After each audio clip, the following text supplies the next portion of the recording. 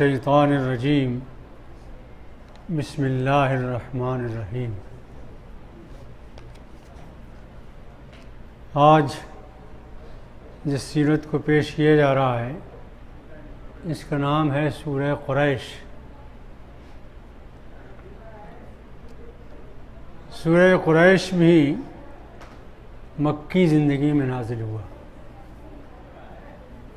اور غالباً ابتدائی دور تھا یا زیادہ سے زیادہ دوسرا دور تھا مکے کا، 4-5 سال نبوت میں نازل ہوا۔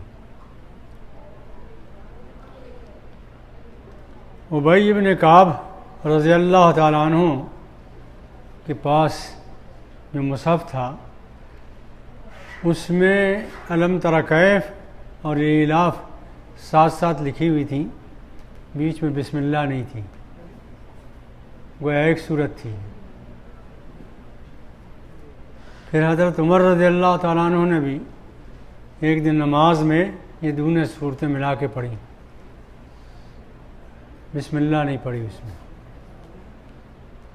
تو اندازہ ہوا کہ شاید ایک ہے۔ لیکن اس کے بعد سرکاری طور پر حضرت عثمان رضی اللہ تعالیٰ عنہ کے دور میں جو مختلف مصحفوں سے نسخہ بنایا گیا، عثمانی نسخہ، اس میں جو گورنمنٹ کی طرف سے، حکومت کی طرف سے تمام اضلاع میں بھیجا گیا اور تمام ریاستوں میں بھیجا گیا، اس میں بسم اللہ تھی دونوں کے درمیان۔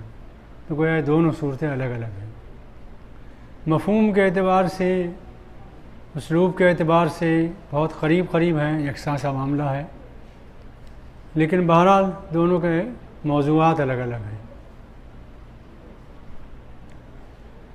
لِإِيلَافِ قُرَيْشٍ إِيلَافِهِمْ رِحْلَةَ الشِّتَاءِ وَالصَّيْفِ۔ اس سے پہلے کی صورت میں یہ بات آ چکی ہے کہ ابرہہ نے بہت بڑا حملہ کیا تھا خانہ کعبہ پر، بیت اللہ پر، اور یہ لوگ جو قریش کے لوگ تھے بلا شبہ یہ بت پرست تھے، شرک میں مبتلا تھے، بت پرستی میں مبتلا تھے، لیکن اتنا یہ مانتے تھے کہ ابراہیم علیہ السلام کو بنایا ہوا یہ کعبہ ہے۔ اس کعبے کے بارے میں قرآن نے یہ کہا ہے کہ دنیا میں سب سے پہلا گھر جو خدا کی عبادت کے لیے بنایا گیا وہ یہ ہے۔ تو اس کے معنی یہ ہوئے کہ یہ ابراہیم نے نہیں بنایا، اس لیے کہ ابراہیم سے پہلے تو بہت سے انبیاء گزر چکے، اور جب پہلا گھر ہے خدا کی عبادت کا تو یہ آدم علیہ السلام نے بنایا، تو آدم علیہ السلام کی تعمیر ہے یہ اصلاً۔ اسی لیے جب ابراہیم علیہ السلام کو حکم ہوا کہ آپ خانہ کعبے کی تعمیر کیجئے، تو وہاں جو الفاظ ہیں قرآن کے وہ یہ نہیں ہیں کہ تعمیر کیا انہوں نے، بلکہ اللہ نے یہ کہا ہم نے بنیادیں بتائیں ان کو کہ ان بنیادوں پر اٹھاؤ بنیادیں۔ اس کے معنی یہ ہے کہ آدم علیہ السلام کے دور کا وہ ڈھہ چکا تھا یا کچھ ہو گیا تھا، مزمحل ہو گیا تھا، انہی بنیادوں پر ابراہیم علیہ السلام نے وہ عمارتیں اٹھائیں۔ ایک بات یاد رکھنے کی یہ ہے کہ اس وقت دنیا میں جو دین پایا جا رہا ہے، پوری دنیا میں کرۂ ارض پر جو بھی دین پایا جا رہا ہے، یہ سب برکت ہے ابراہیم علیہ السلام کی، اس لیے کہ ایک اولاد ان کی بنی اسرائیل ہے جو اسحاق سے چلی، اور اس میں یعقوب علیہ السلام آئے، پھر یعقوب علیہ السلام، یوسف علیہ السلام، موسیٰ علیہ السلام، عیسیٰ علیہ السلام، داؤد علیہ السلام، سلیمان علیہ السلام، یہ سب ان کی ابو الانبیاء کہلاتے ہیں، آدم علیہ السلام۔ تو بہار اس جہاں میں جو آئی ہوئی ہے یہ سب پود انہی کی لگائی ہوئی ہے، انہی نے کیا ہے سارا کارنامہ۔ اسی لیے محمد صلی اللہ علیہ وسلم نے اس سے پوچھا صحابہ نے کہ یا رسول اللہ یہ قربانی ملذاہی یا رسول اللہ، جزاک اللہ، ملذاہی یا رسول اللہ، یہ قربانی کیا ہے؟ تو رسول اللہ نے یہ جواب نہیں دیا کہ میری سنت ہے، سنت ابیکم ابراہیم، تمہارے باپ ابراہیم کی سنت ہے، ان سے چلی ہے یہ۔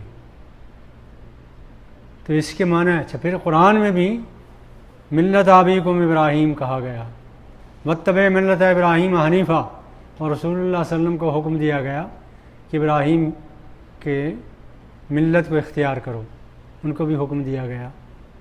تو سب پود انہیں کی لگائی، یہ 2 اولادیں چلی ان کی، اسحاق سے جو اولاد چلی اس میں یہود ہیں، نصارہ ہیں، بنی اسماعیل سے جو اولاد چلی ہے مسلمانوں کی اولاد ہے، یہ مسلمان جو ہیں اس وقت بنی اسماعیل کی اولاد ہے، یہ سب دینی اعتبار سے۔ ابراہیم علیہ السلام کا بہت کنٹریبیوشن ہے، بہت حصہ ہے دین کے پھیلانے میں، ارتباط میں، اور غیر معمولی کام کیا ہے انہوں نے اپنی زندگی میں۔ چنانچہ اگر آپ یہ کہنا چاہیں کہ قربانی کسے کہتے ہیں، اللہ کی راہ میں قربانی کسے کہتے ہیں، یا اللہ کی راہ میں قربان ہونا کسے کہتے ہیں، تو آدم علیہ السلام کی زندگی کو پیش کریں، کسی لغت کی ضرورت نہیں ہے۔ ابراہیم علیہ السلام کی زندگی جو ہے پوری تشریح ہے قربانیوں کی۔ سب سے پہلے آگ میں ڈالا گیا، ذہن میں ہوگا آپ کے، پھر وہاں سے چلے تو ہاجرہ سے نکاح ہوا، اسماعیل علیہ السلام پیدا ہوئے۔ تو اللہ میاں نے کہا کہ ابراہیم ایسا نہ ہو کہ اولاد تمہارے پیدا ہو گئی ہے، اس جھنجھٹ میں پھنس جاؤ ایک صحرا میں سے چھوڑا۔ آسان کام نہیں ہے، قصہ بیان کرنے میں تو بہت آسان ہے یہ، لیکن کسی صحرا میں جہاں دور دور تک نہ پانی ہو، نہ کھانا ہو، نہ آبادی ہو، وہاں اپنی بیوی بچوں کو چھوڑ کر آنا آسان نہیں ہے۔ یہ قربانی دی انہوں نے۔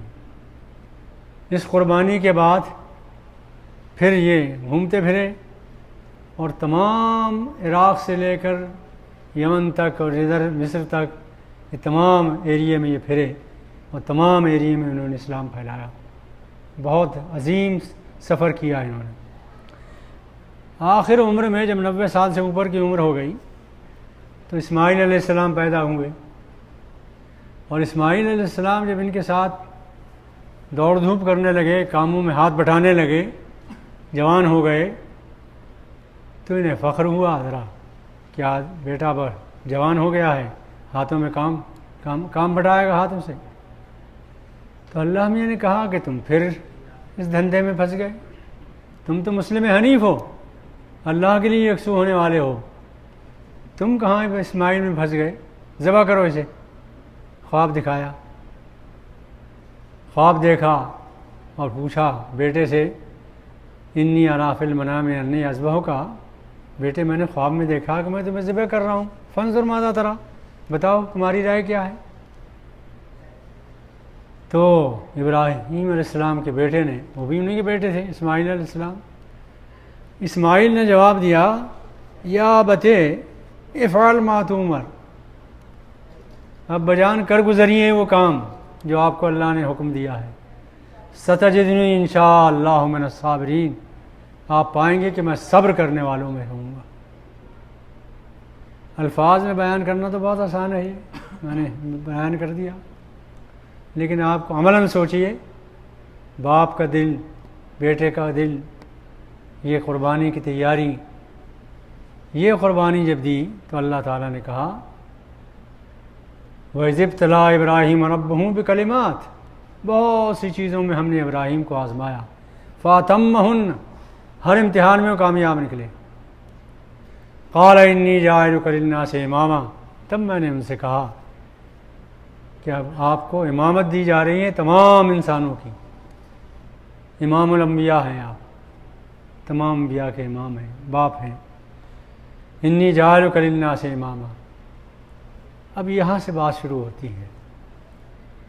ابراہیم علیہ السلام کہتے ہیں کہ اے اللہ مجھے تو امامت دے دی، آپ نے قیادت دے دی، امامت دے دی، تمام کا رہنما بنا دیا۔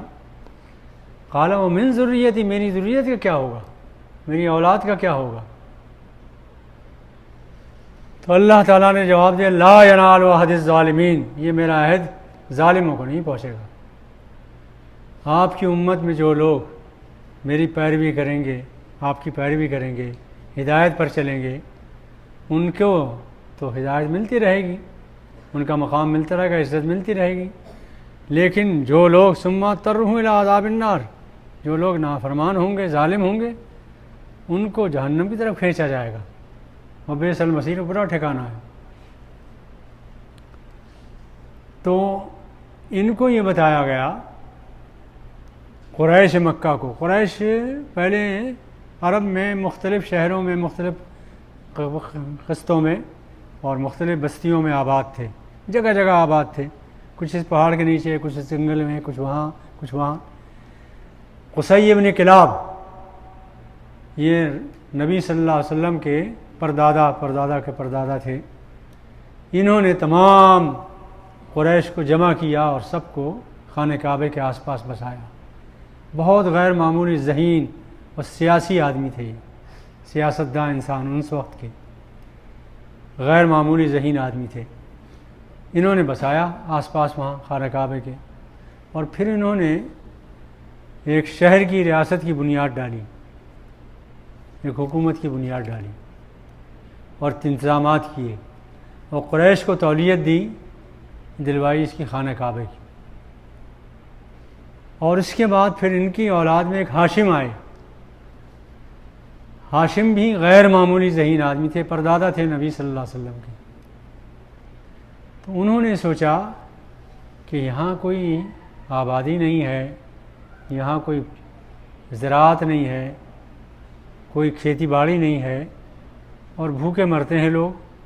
تو انہوں نے تجارت کی بات سوچی، چنانچہ انہوں نے مختلف ملکوں سے تعلقات قائم کیے اور تجارتی راہیں کھولی، مرکز بنایا خانہ کعبے کو، مکے کو تجارت کا مرکز بنایا۔ متاجرین یہ لوگ کہلاتے تھے، یہ تمام خاندان تجارت پیشہ لوگوں کا خاندان، سوداگران تھا یہ کا اس زمانے کا۔ تو اللہ تعالیٰ نے اس صورت میں کہا یہ ان سے کہ دیکھو، لیلاف قریشن، خوگر بنایا ہم نے قریش کو، اور اس کی عادت ڈالی تجارت کی، سفر کی۔ تو تعجب ہے کہ ہم نے اتنا نوازا قریش کو، لیکن پھر بھی یہ خانہ کعبے کی جو جس کام کے لیے وہ بنا ہے اس خدا کی عبادت نہیں کر رہے ہیں، بتلا کے رکھ دی انہوں نے۔ تو یہ تعجب کا اظہار کیا، یا وجہ بتائی کہ ہونا تو یہ چاہیے تھا کہ ہم نے جب یہ سہولتیں ان کو دی ہیں، راہیں کھولی ان کی تجارت پر، تو ہونا یہ چاہیے کہ فَلْيَعْبُدُوا رَبَّ هَذَا الْبَيْتِ، اس بیت کے رب کی عبادت کریں یہ، لیکن ان 360 بتوں میں رکھ دیے ہیں۔ یہ تعجب کی بات ہے، حیرت کی بات ہے، ٹھیک بات نہیں۔ تب اصل میں فرمایا یہ جا رہا ہے کہ یہ تمہارے ابراہیم باپ جو تھے ان کی برکتیں ہیں، تم یہ نہ سمجھنا کہ تمہاری وجہ سے یہ ابرہا نے شکست کھائی، ایسا نہیں ہے، تمہاری صلاحیتیں ہوں یا تمہاری وجہ سے کھائی ہو، یہ ابراہیم علیہ السلام کی دعاؤں کی برکت ہے۔ دعائیں انہوں نے یہ کی تھیں کہ جب یہ بسایا تھا ابراہیم علیہ السلام نے اسماعیل علیہ السلام کو اور حاجرہ کو لا کے یہاں بسایا تھا، تو اس وقت انہوں نے ایک دعا کی تھی اور اللہ تعالیٰ سے کہا تھا کہ میں نے لا کے ان کو بسایا ہے۔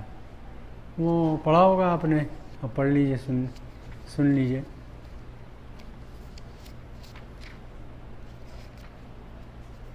وَإِذْ قَالَ إِبْرَاهِيمُ رَبِّ اجْعَلْ هَٰذَا الْبَلَدَ آمِنًا وَاجْنُبْنِي وَبَنِيَّ أَن نَّعْبُدَ الْأَصْنَامَ۔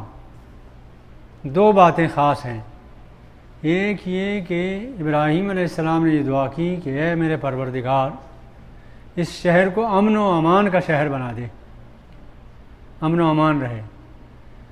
تو اللہ تعالیٰ نے ان کی دعا سنی اور یہ امن و امان کا شہر بنا۔ چنانچہ کچھ مہینے ایسے ہوتے تھے کہ اس دوران جنگ نہیں ہوتی تھی، من دخلہ کان آمنا، اور جو اس میں داخل ہو گیا پھر اس سے کوئی کچھ نہیں کہتا، حرم میں جو آ گیا وہ امن میں ہو گیا۔ وجنبنی و بنی ان نعبد الاصنام، اور میری اولاد کو بچا اس سے کہ وہ اصنام کی اور بتوں کی پوری پرستش کریں۔ رب انہن اضللن کثیرا من الناس، ان بتوں نے بہت سو کو گمراہ کیا ہے، فمن تبعنی، تو اب جو میری اتباع کریں، میری اولاد میں سے جو لوگ میری اتباع کریں، فإنہ منی، تو وہ تو میرے ہیں اپنے، ومن عصانی، اور جو میری نافرمانی کریں، تو کیا ذہن کہتا ہے آپ کا؟ فإنہ منی، جو میری فرمانبرداری کریں وہ تو میرے ہیں، اپنے ہیں، اور جو میری نافرمانی کریں تو ذہن یہ کہتا ہے کہ بھائی تو نبٹ اس سے۔ ایسا نہیں کہہ رہے ہیں ابراہیم علیہ السلام، کہہ رہے ہیں فإنک غفور الرحیم، جو میری نافرمانی کریں تو بہت غفور الرحیم ہے، ان کو معاف کر دے۔ یعنی پیغمبر کی شان یہ ہوتی ہے، یہ نبی صلی اللہ علیہ وسلم نے اس دعا کو بھی یاد کیا۔ اسی طرح ایک دعا ہے عیسیٰ علیہ السلام کی، ان تعذبہم فإنہم عبادک، اے پروردگار میری امت میں جو لوگ تیری بندگی کر رہے ہیں، اگر تو ان کو عذاب دینا چاہے، سزا دینا چاہے، فإنہم عبادک، تو تیرے غلام ہیں، بندے ہیں، قبضے میں ہیں تیرے، کون روک سکتا ہے تجھے؟ وَإِن تَغْفِرْ لَهُمْ، لیکن اگر تو ان کو معاف کر دے، مغفرت کر دے ان کی، فإنک أنت العزیز، تو ایسا ہے کہ عزیز ہے، تیرے فیصلے کو کوئی چیلنج نہیں کر سکتا۔ یہ دونوں آیتیں نبی صلی اللہ علیہ وسلم نے ایک مرتبہ پڑھیں، اور پڑھنے کے بعد پھر دعا کے لیے ہاتھ اٹھائے اور کہنے لگے اے پروردگار اللہم امتی امتی، اللہم امتی، اے اللہ میری امت، میری امت۔ جبریل امین آئے کہ کہنے لگے آپ کیوں کہہ رہے ہیں امت کے بارے میں، کیا چاہتے ہیں؟ کہا اللہ تعالیٰ سے یہ چاہتا ہوں کہ میری امت کی مغفرت ہو جائے۔ تو اللہ تعالیٰ نے جواب میں کہا وَلَسَوْفَ يُعْطِيكَ رَبُّكَ فَتَرْضَىٰ، ہم آپ کو راضی کریں گے امت کے بارے میں۔ ایک رات ایسا ہوا کہ آدھی رات کو آپ اٹھ کے چلے گئے، اور عائشہ صدیقہ نے کہا مجھے حیرانی ہوئی کہ رات کو کہاں چلے گئے، تو میں نے دیکھا کہ خانہ کعبہ میں مسجد حرام میں کھڑے ہیں، مسجد نبوی میں کھڑے ہیں، اور یہ آیت پڑھ رہے ہیں برابر، پیٹ سے آواز آ رہی جیسے ہانڈی پکتی ہے، اور آیت پڑھ رہے ہیں ان تعذبہم فإنہم عبادک، اگر تو ان کو عذاب دے تو یہ تیرے غلام ہیں، تیرے بس میں ہیں، وَإِن تَغْفِرْ لَهُمْ فَإِنَّكَ أَنْتَ الْعَزِيزُ الْحَكِيمُ، اور اگر تو معاف کر دے تو تیرے فیصلے کو کوئی چیلنج نہیں کر سکتا۔ یہ آیات رات بھر پڑھتے رہے، یہاں تک کہ صبح ہو گئی۔ گھر میں آئے تو پیروں کے ایڑیوں میں سے پانی رس رہا تھا، پیر سوج چکے تھے۔ عائشہ صدیقہ نے فرمایا یا رسول اللہ، آپ کے تو اگلے پچھلے سب معاف ہیں، آپ کیوں اتنی تکلیف اٹھاتے ہیں؟ تو فرمایا عائشہ مجھے اللہ نے تمام انبیاء کا سردار بنایا، تو کیا میں شکر گزار بندہ نہ بنوں؟ میں بھی شکر گزار بنوں۔ ان تمام باتوں کو یاد رکھیے کہ یہ پود لگائی تھی ابراہیم علیہ السلام نے، اور اس کو آخری نبی نے سینچا، اور آخری نبی صلی اللہ علیہ وسلم جو قیامت تک رہیں گے یہ اسی ملت کو زندہ کر رہے ہیں۔ بیچ میں انہوں نے یہ کیا تھا، یہودیوں نے اور نصرانیوں نے، کہ انہوں نے اسے بدل ڈالا۔ وعدہ تو یہ کیا تھا کہ ہم مسلمان رہیں گے، مسلم رہیں گے۔ یعقوب علیہ السلام سے انہوں نے وعدہ کیا لم تعبدون من بعدی، میرے بعد کس کی بندگی کرو گے؟ تو انہوں نے کہا نعبد الہ و الہ آبائک ابراہیم و اسحاق الہ واحدہ، الہ واحد کی بندگی کریں گے، وَنَحْنُ لَهُ مسلمون، اور ہم مسلمان رہیں گے۔ لیکن اس وعدے کے باوجود وعدے کو بھلا دیا انہوں نے، اپنے لیے یہود کا نام رکھ لیا، اور انہوں نے عیسائیوں نے اپنے لیے نصارہ کا نام پسند کیا، مسیحی کا نام پسند کیا۔ نہ یہ مسلمان رہے نہ یہ مسلمان رہے۔ انشاءاللہ ہم قیامت تک مسلمان رہیں گے، انشاءاللہ ارادہ ہے ہمارا یہ ہے۔ اگرچہ کوششیں کرتے ہیں ہم بھی ادھر ادھر بھٹکنے کی، لیکن اللہ تعالیٰ نہیں بھٹکنے دے گا انشاءاللہ۔ اس کے بعد یہ دیکھیے کہ یہ جو مسلم نام ہے، یہ مسلم نام ہمارا رکھا ہے ابراہیم علیہ السلام نے، ہے نا؟ مثلاً دیکھیے میں سناؤں آپ کو.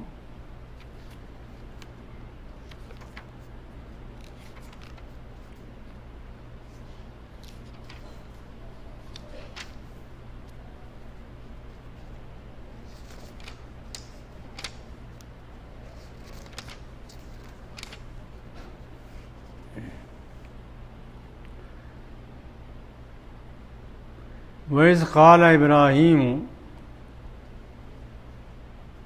یہ ہے وَإِذْ يَرْفَعُ ابراہیم الْقَوَاعِدَ مِنَ الْبَيْتِ وَإِسْمَاعِیل، جب بنیادیں اٹھا رہے تھے ابراہیم اور اسماعیل خانہ کعبے کی، تو انہوں نے دعا کی ربنا تقبل منا، اے اللہ میں یہ تعمیر کر رہا ہوں، یہ قبول فرما لینا، یہ خدمت ہماری قبول فرما لینا. انک انت السمیع العلیم، اس لیے کہ آپ سمیع و علیم ہیں. ربنا وجعلنا مسلمین لک، اے اللہ تو ہم دونوں کو، ابراہیم کو بھی اور اسماعیل کو بھی، مسلمین لک، اپنا مسلمان بندہ بنانا، یہ دعا کی تھی انہوں نے.